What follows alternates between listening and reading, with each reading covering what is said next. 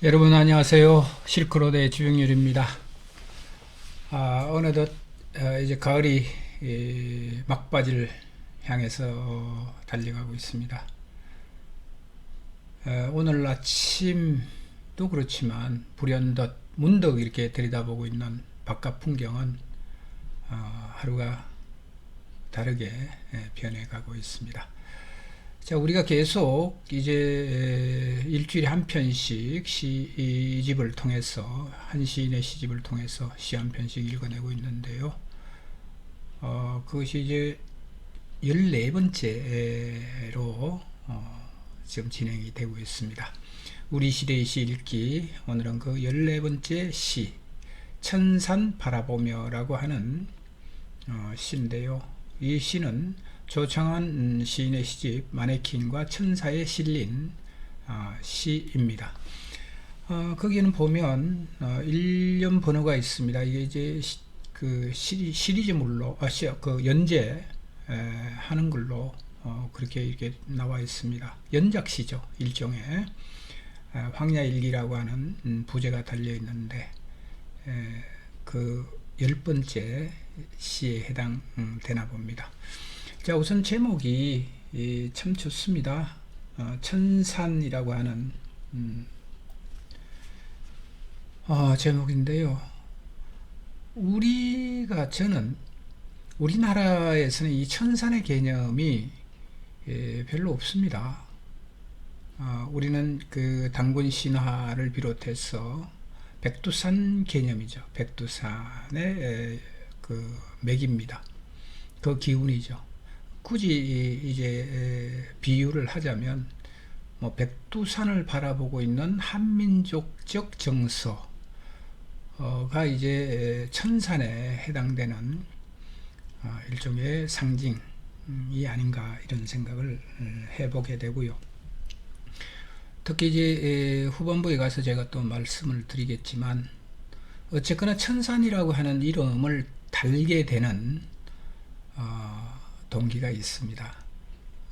물론 중국에서 명명하고 있는 그런 개념이죠. 여기에는 다분히 그 천산에 어울리는 그 산의 위용 이런 것들이 내포되어 있습니다. 우선 시 한 편을 같이 여러분들과 감상을 하고 말씀을 드리도록 하겠습니다.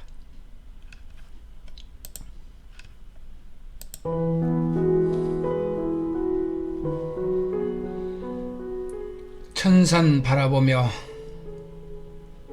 황야일기 10 조창환. 천산 희미하고 흰눈 아득하다. 지나온 길 잘게 끊어진 바람 사금팔이 품은 사납게 부서진다. 길 따라 걷고 그늘 만나 쉬고 범생이답게 열반을 꿈꾸며 우도를 따라가는 여느 때에 섞여 뒤처지지 않으려고 몸부림친 흔적들, 칼끝 피해 다닌 사람, 풀어진 수제비 같은 돌이켜보고 되돌아보다 끌어안는다. 문이 없는 바람 속에 흔들리는 문풍지 소리, 빈 수수깡 같은 얼굴들.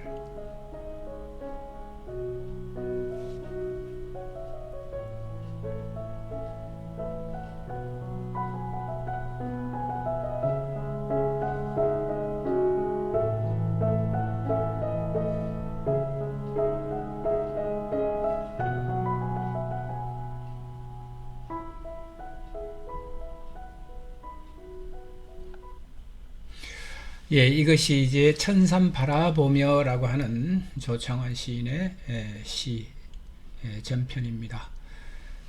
아마 제가 이제 프로그램 시작하면서도 말씀을 드렸지만 천산이라고 하는 개념 막연하죠. 추상적입니다. 굉장히 그렇지만 저도 이제 경험하지 않으면 않고는 이 천산의 개념을 잘 이해를 못하죠. 이해를 못합니다. 그래서 한 20년 전인가요? 우리가 천산이라고 하는 개념은 아마 히말라야라고 하는 산입니다. 티벳을 중심으로 하고 있는 산. 그 산은 뭐 여러 나라가 걸쳐져 있죠. 크게는 뭐 네팔, 티벳, 그 파키스탄도 그게 일부 포함되고요. 또 이제 중국도 그렇게 돼 있고, 인도도 마찬가지입니다. 인도. 그래서 그 산의 위용이라고 하는 부분들은 그 산을 직접 보지 않으면 잘 감이 안 옵니다. 저 역시 그랬으니까요. 근데 20년 전에 우연찮게 제가 그 히말라야를 그야말로 뭐라 그럴까요? 그냥 한번 본다라고 하나요? 그 뭐라 그래요? 그것을 세세하게 알기 이전에 수박 그달기식으로 이렇게 한 경험을 한 적이 있습니다. 그때 제가 있었던 곳이 이제 네팔 포카라라고 하는 지역입니다. 포카라. 네팔은 카트만두에서 이제 카트만두가 그 수도고요. 근데 포카라가 이제 대체적으로 우리가 산악인들이 포카라를 거쳐서 이제 히말라야 등정을 하죠. 세계적인 그 등반가들이 그렇습니다. 그래서 인도를 거쳐서 룸비니를 거쳐서 이제 네팔로 들어가게 되고, 네팔에서 이제 포카라라고 하는 지역에 정착하게 되는데, 그곳에서 포카라의 작은 언덕입니다. 언덕에서 바라보는 히말라야 칸첸중가라고 하는 그 봉입니다. 안나푸르나도 보이고 뭐 다 이런 봉들이 다 보이죠. 근데 현지인이 그렇게 가리키는 거예요. 산을 본 적이 있느냐? 저 앞을 보라, 이렇게 얘기를 하더라고요. 그래서 앞을 보니까 그냥 새카매요. 우리가 수평으로 이렇게 보니까 그 언덕 위에서 산이라고 가리켜서 보는데 그냥 시커매요. 저 멀리에 시커멓게 우리가 마치 그 미세먼지가 이렇게 끼어서 밑이 안 보이는 것처럼 시커멓더라고요. 뭐가 있냐고 그랬더니만 천천히 고개를 45도 각도로 천천히 올려서 보라. 그렇게 저도 이제 시키는 대로 45도 각도로 이렇게 천천히 올려다 보는 순간 제가 입이 딱 벌어졌습니다. 그야말로 하늘에 떠 있는 산이죠. 하늘에 떠 있었습니다. 과장 한마디 보태지 않고요. 그냥 하늘에 떠 있었습니다. 그 만년설로 뒤덮인 칸첸중가라고 하는 그 중봉이 어마어마한 위용을 자랑하면서 하늘에 하얗게 떠 있는 거예요. 그때 제가 말문을 열지 못했습니다. 너무나 경이롭고 너무나 놀라운 체험이죠. 놀라운 체험입니다. 그래서 제가 말씀을 드리는 것은 천산이라고 명명하는 그 의미를 그때 저는 알게 됐습니다. 누구나가 그 광경에 맞닥뜨리면, 그 상황에 맞닥뜨리면 저와 같을 겁니다. 어떠한 말로도 수식이 안 되는, 어떠한 언어로도 수식할 수 없는 어마어마한 위용을 가지고 있죠. 그래서 놀라웠습니다. 그래서 그 자리에서 천산이라고 하는 이 얘기가 맞다. 저는 확정적으로 그렇게 생각을 했습니다. 그래서 우리가 그 해초 스님인가요? 해초 스님이 인도를 방문하면서 실크로드를 따라가잖아요. 실크로드를 따라가면서 그 천산북로 또는 천산남로 이렇게 명명을 합니다. 그때 그 천산이 바로 히말라야라고 하는 사실을 다시 한 번 더 확인하게 되는 부분이었죠. 그래서 조창환 시인의 시 제목이 천산 바라보며, 왜 이 천산 바라보며 라고 하는 시 제목을 이렇게 붙였을까? 아마 여러분들은, 저도 그렇지만 이미 이 제목에서 모든 것들을 이야기하고 있구나라고 하는 것을 이미 눈치챘을 겁니다. 그렇지만 또 복귀해 가면서 하나하나 들여다보고 얘기를 이어가도록 하겠습니다. 자, 천산 바라보며, 자, 부제가 이제 황야일기 10 이렇게 하고 있는데, 이때 그 우리가 오케이 목장의 결투 이런 개념으로서의 황야가 아니고 고독입니다. 절대 고독이죠. 혼자라고 하는 고독입니다. 이때의 그 고독은 그냥 단순히 신체적 격리 또는 주위에 아무도 없음이라고 하는 개념으로서의 고독이 아니고, 사유를 통해서 철저하게 맞닥뜨리고 있는 세계입니다.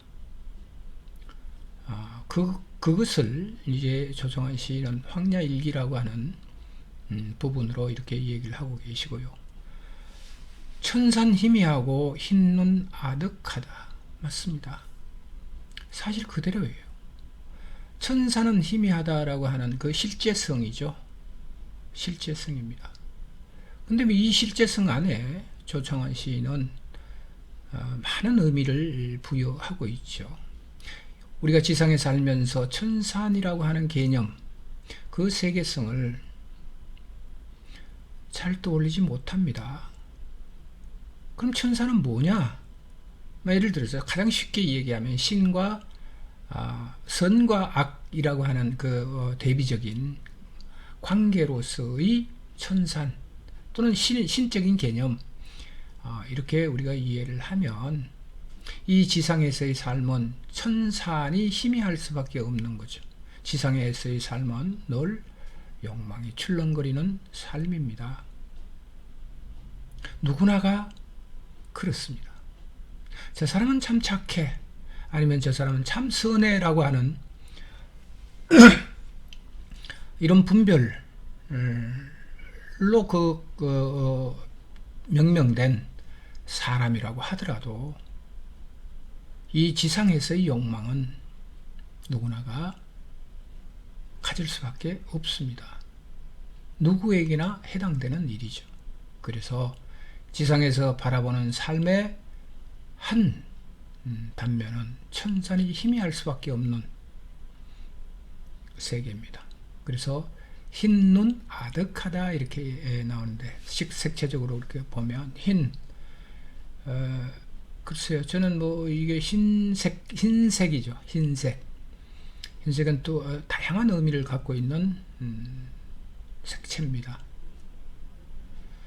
그래서 이 흰이라고 하는 것은 우리가 흔히 순수, 순결 또는 신적인 개념, 선, 이런 것들로 우리는 이해를 하고 있는데요. 또 한편으로 보면 공포입니다. 공포죠. 그래서 우리가 아득해진다 또는 머릿속이 하얘진다라고 이 얘기를 하잖아요. 가끔씩. 그때 그 하얘진다라고 하는 개념 그 자체도 흰 색채입니다. 그래서 그 하얘지는 그 순간은 공포죠. 공포, 두려움, 이런 것들과 연결이 되어 있습니다. 근데 대상이 눈입니다. 흰눈 아득하다. 맞습니다. 저도 역시 포카라의 그 작은 언덕에서 바라보고 있는 칸첸중가라고 하는 그 중봉입니다. 그 중봉 만년설을 그 꼭대기를 이렇게 바라보면요, 그 정상에 맞닥뜨리는 바람이죠. 바람에 의해서 눈보라가 날리잖아요. 눈이 날리잖아요. 그럼 그것이 유성처럼 밤하늘에 떠서 떨어지는 유성처럼 긴 꼬리를 형성해서 눈이 날아가는 것이 보입니다. 밑에서. 그때 그 맞닥뜨리는 그 만년설로 뒤덮인 정상에서의 눈보라, 그것을 보고 있으면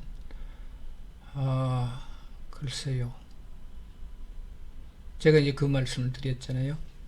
말문이 막힌다 라고 말씀을 드렸습니다. 그래서 역시 조정환 시인도 흰눈 아득하다 이렇게 표현을 하고 계신 거죠. 그 감동, 그 세계. 자, 지나온 길 잘게 끊어진 바람. 자, 조정환 시인은 그 천산에 비추어서 한 개인이 걸어온 길, 또는 뭐 우리가 인류가 걸어온 길, 뭐 이렇게 확장을 해도 되겠죠. 그 길은 사금파리와 같은 상처와 아픔과 좌절과 시리, 이런 것들로 점철이 되어 온 길입니다. 누구나가 그렇습니다. 제가 말씀드리는 이 순간에 이 일들을 겪지 않는 사람은 아무도 없습니다. 아무도 없습니다. 때로는 그 좌절 때문에, 때로는 그 상처 때문에 스스로 삶을 포기하는 사람도 있죠. 그렇지만 대다수의 사람들은 내일은 좋아질 것이다 라고 하는 일종의 희망 회로를 돌리면서 견디고 삽니다. 그것이 이제 우리들의 삶인데, 이 조정환 시인은 사금파리를 품은, 또는 그 순간, 그 삶, 그런 것들이 어디에서 천산 희미한, 또는 흰눈 아득한 그 속에서 사납게 부서지는 것을 체험하게 되는 거죠. 체험하게 됩니다. 그래서 참고적으로 하나 더 말씀을 좀 드리면, 거의 제가 한 보름 정도인가, 보름인가, 뭐, 하여간 긴 시간입니다. 저는 이제 안나푸르나를 그 목표로 해서, 트레킹을 이렇게 하죠. 근데 혼자 갑니다. 포터 한 사람과 저와 하루 종일 걷죠. 하루 종일 걷습니다. 없어요. 그냥 걸어도 산이고 걸어도 산이고, 강도 건너고, 구름다리 아시죠? 출렁다리. 그 밧줄로 이렇게 연결해 놓은 그 출렁다리를 건너고, 또 산비탈을 기어 오르고, 그렇게 해서 하루 종일 그냥 걷습니다. 할 말도 없어요. 그냥 입을 닫고 그냥 걸어가는 그 과정에서 나란, 또는 나의 삶이란, 아니면 인간의 삶이란 무엇인가, 뭐 이런 것들을 좀 생각해 보게 되죠. 그래서 길 따라 걷고 그늘 만나 쉬고, 범생이답게 열반을 꿈꾸며, 이렇게 참 재미있게 표현을 하셨는데, 그렇습니다. 열반이란 무엇인가, 깨달음은 무엇이고, 우리가 덕도라고 하는 것은 무엇인가.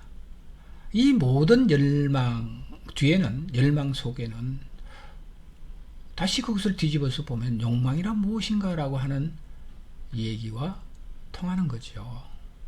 그래서 이 조정환 시인은 의도를 따라가는 여느 때에 섞여, 이렇게 얘기를 하고 있습니다.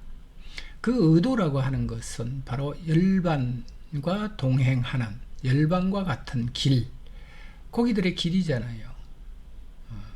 여느 때. 연어는 그 수천 킬로미터를 연안에서, 우리 그 민물에서 태어나나요? 그렇죠. 강에서 태어나서 수년 동안 전 세계의 해역을 유영하면서 돌아다니다가 또 회귀하죠. 모천 회귀입니다. 자기가 태어난 곳으로 다시 돌아오는 것이 연어입니다. 마찬가지로 인간의 삶도 어디에서 와서 어디로 가는지도 모르죠. 그렇지만 우리는 이 지구에서 삶이 시작되고 지구에서 끝납니다. 끝납니다. 이 땅이라고 하는 거죠. 땅에서 시작되고 땅에서 끝납니다만은, 그렇지만 생물학적인 측면에서의 신체, 몸이라고 하는 것은 사라진다고 하더라도 우리가 열반이라 깨달음이라고 하는 문제는 진여도 되지 않겠는가 라고 하는 일종의 열망이죠. 이런 열망입니다. 그래서 의도를 따라가는 여느 때에 섞여서 뒤처지지 않으려고 몸부림친 흔적들입니다. 여러분들의 삶은 늘 승리의 삶이고 앞장서서 간 삶이고 늘 선두를 지키면서 이렇게 살았습니까? 저는 지금까지 이렇게 살면서 한 번도 선두에 서 본 적이 없는 것 같아요. 늘 제 뒤에는 아무도 없습니다. 제 뒤에는 늘 뒤처지고 또 몸부림쳐서 따라가려고 노력하고, 그러다 보면 정작 나라고 하는 자기 자신을 잃어버립니다. 그럼에도 불구하고 뒤처지지 않으려고 몸부림치죠. 지금도 그렇고 또 앞으로도 그렇게 살 겁니다. 그와 마찬가지로 또 칼끝을 피해 다니는 사람, 어떤 분이 그런 얘기를 하더라고요. 우리 인간으로 태어나면 행복지수도 그렇고 또는 그 상처지수도 마찬가지입니다. 똑같다는 거예요. 누구나가 다 똑같다는 거죠. 어떤 사람을 보면 저 사람의 삶은 정말 행복했다, 일생이 행복한 사람이다 라고 바라볼 수는 있겠지만, 정작 그 당사자가 감내하고 극복했던 그 면면들을 보면 그 사람을 바라보면서 행복한 삶이다 라고 얘기했던 사람과 별반 다르지 않게 그의 삶도 상처투성이고 또 위험을 피해서 또는 위기와 시련 이런 것들을 돌다리를 두드리면서 건너가듯이 그렇게 다녔을 겁니다. 때로는 칼끝 피해 다닌 사람들 풀어진 수제비 같은, 그랬습니다. 뒤처지지 않으려고 몸부림치죠. 이것저것을 피해서 산다라고 사람들은 생각을 하고 머리를 굴리고, 그러다가 지치고 부러진 수제비같이 지치고 그렇게 삽니다. 그러면서도 돌아보고 돌이켜보고 되돌아보다 끌어안는다 이렇게 얘기하잖아요. 자기 삶에 대해서, 이 세상을 살면서 자기 삶에 대해서 만족한 사람은 아무도 없을 겁니다. 내가 다시 태어난다면 나는 이렇게 살지 않을 거야. 특히 이제 살아있을 때 누구로부터 그 얘기를 가장 많이 듣나요? 자식으로부터. 아버지처럼 살지 않을 거야. 나는. 자식이 그럽니다.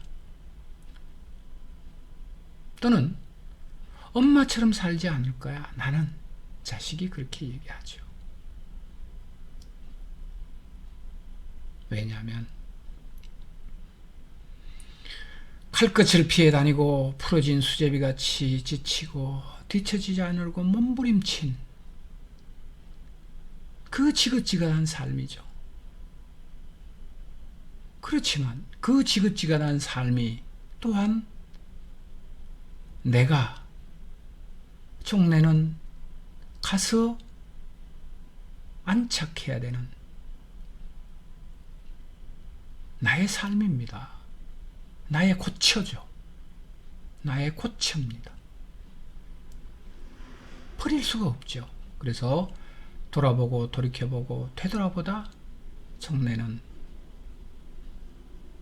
그 칼끝을 피해 다니고 부러진 수제비가 지지치고 뒤처지지 않고 몸부림친 그 삶을 끌어안을 수밖에 없는 인간이죠. 여기서 무한하게 이 시의 화자인 시인은 또는 화자는 인간에 대한 무한한 연민을 동시에 가졌을 겁니다. 문이 없는 바람 속에 흔들리는 문풍지 소리, 그렇습니다. 요즘 젊은 친구들은 문풍지 소리가 무슨 소리인지 모릅니다. 모르죠. 저같이 이 시골에서 자란 세대들 또는 시골집 이런 곳에서 산 사람들은 한겨울 문풍지 소리, 그 한밤에 윙 하고 울리는 그 문풍지 소리가 아득하죠. 아득하죠. 그래서 우리 시인 중에서 기흥도라고 하는 시인이 계시는데요. 돌아가셨습니다. 이 시인은 그 가난 속에서 어머니는 무를 썰고 있나요? 한겨울입니다. 그 추운 방에서 어머니는 무를 썰고 화자는 아득하게 또는 윙하고 울리는 그 문풍지 소리를 무섭다고 얘기를 해요. 어머니 무서워요 이렇게 얘기를 하거든요. 어머니 무서워요. 맞습니다. 그 문풍지 소리를 통해서 그 살을 내는 듯한 겨울의 추위죠. 그것은 가난입니다. 가난이 뒤덮은 삶의 일종의 두려움, 공포 같은 것들이죠. 마찬가지로 문이 없는 바람 속에 흔들리는 문풍지 소리와 같은 삶입니다. 거기에 더해서 빈 수수깡 같은 얼굴들이죠. 우리는 너나 나나 다 열심히 삽니다.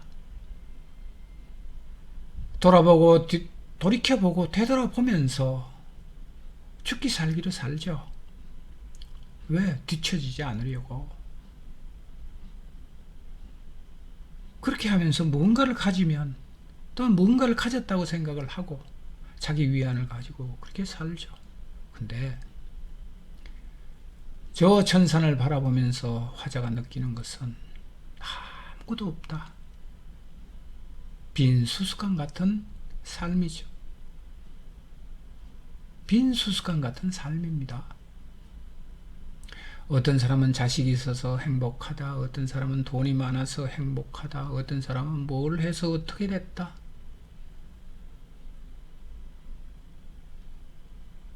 물론 이 지상에서의 삶의 한 덕목으로서 가졌다라고 하는 일종의 포만감은 가질 수 있겠지만 그것이 과연 한 인간에게 진정하게 충만감 같은 것들로 자리매김할 수 있을 것인지 그것은 저는 잘 모르겠습니다.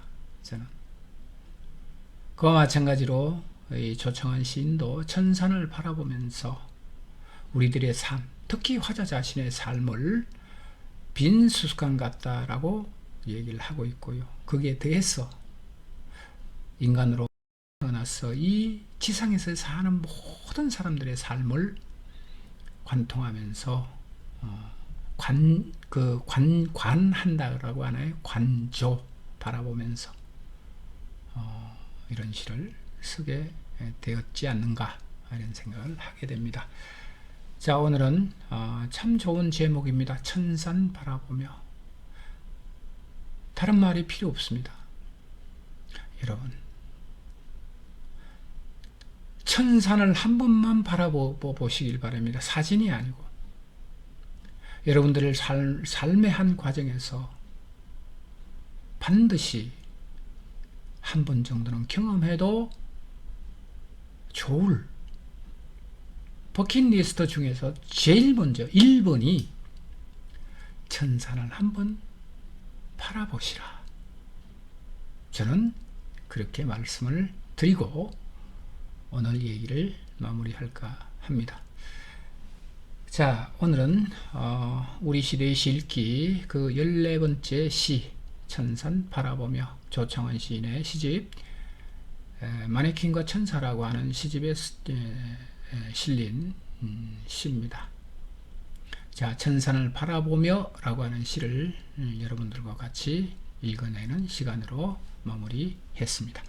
자, 건강하시고 다음 시간에도 또 건강하게 뵙겠습니다. 여러분 감사합니다. 안녕히 계십시오.